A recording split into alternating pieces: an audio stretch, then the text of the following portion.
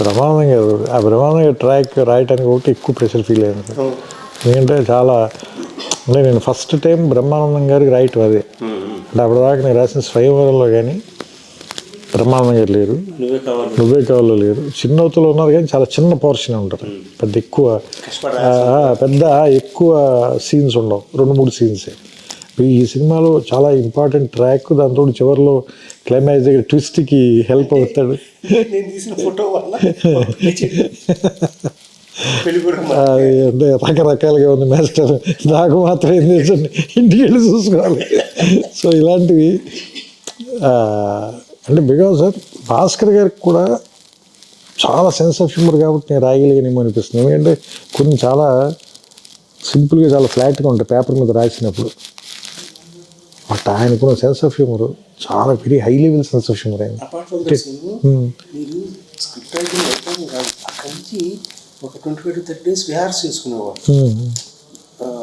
Modulation 2 సీన్లు అయిపోయింది, 3 సీన్లు అయిపోయింది, రాయడం కాదు,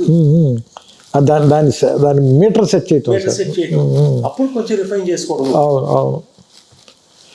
అంటే ఆయనకి ఆ హ్యూమర్ ఆయనలో లేకపోతే సార్ నేను అంటే ఇంకోళ్ళకి చెప్తే ఇప్పుడు అవతల వాళ్ళకి వాళ్ళు నో చెప్పారు అనుకోండి సార్, లేదంటే వాళ్ళు అర్థం చేసుకోలేదు అనుకోండి సార్, అది మీ దాకా కూడా రాదు, ఆ రూమ్లోనే అయిపోతుంది సీన్.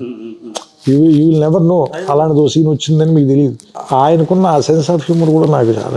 ఆయన ఒక తెలుసు కదా మీకు, ఆయన కొంచెం క్వర్కినెస్ ఉండదు కానీ మంచి సెన్స్ ఆఫ్ హ్యూమర్ అయింది. సో అది ఏమంటుందని చాలా ఏమంటుందని అందుకని ఇప్పుడు ఎవరైనా అడిగితే అది ఎలా రాశారు, ఎవరి కాంట్రిబ్యూషన్ ఎంత మనం ఏం చెప్పలేము. దాన్ని ఏమంటుందని దాన్ని టోకెన్ వేసి ఇది నాది, ఇది వాళ్ళది, ఇది అయింది అలా చెప్పలేము.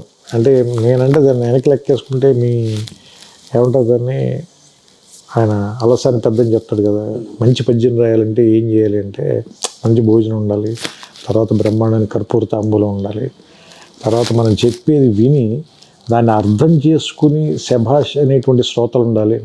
సో అందరూ ఇంపార్టెంటే.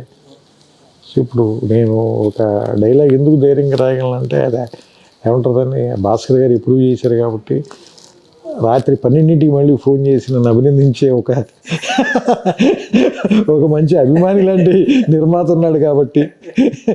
సో అంటే ఇవన్నీ అండి. అలాగే నేను కథ చెప్పిన వెంటనే దాన్ని లేదు ఖచ్చితంగా ఈ సినిమా చేసి తీరాల్సిందని హీరో ఉన్నాడు కాబట్టి ఇలా ఇంతమంది ఉన్నారు కాబట్టి అది జరిగింది సార్. లేదంటే నా ఊహలో మిగిలిపోయి ఉండొచ్చు, లేదంటే మీ ఆఫీసులో గదిలో ఆగిపోయి ఉండొచ్చు.